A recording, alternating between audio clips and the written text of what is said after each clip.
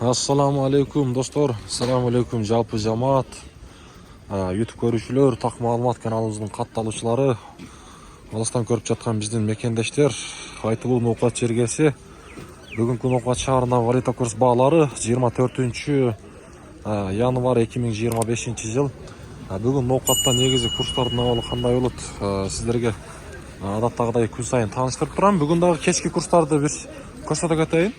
Мынакей байчу мыйттан баштасам, негизи рубль 5 тыйынга төмөндөп тур.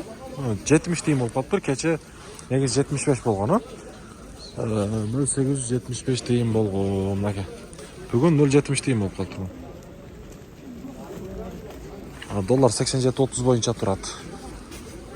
Коммерциялык Кыргызстан банктардагы 0,87 тыйын. Доллар болсо 87.30 боюнча турат.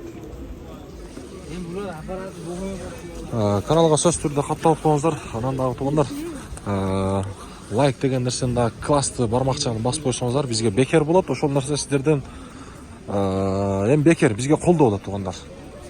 Так, 75 тыйын. Доскерда банк жакшы. Доллар 87.30 тыйын, евро 91.40 экен.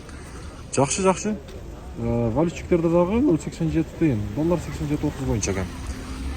Өтө сонун эми негизи түшпөптүр десек дагы эле жаңылышпайбыз. 75 боюнча турат, кечеги боюнча. Бул бирок бүгүн аптанын жума күнү. Эми эртеңки күндөн билинет. Азия банк деле 0,87,5 коюп турду. Каналга катталабыз, лайктан басабыз. Бүгүн курстар ушундай болду.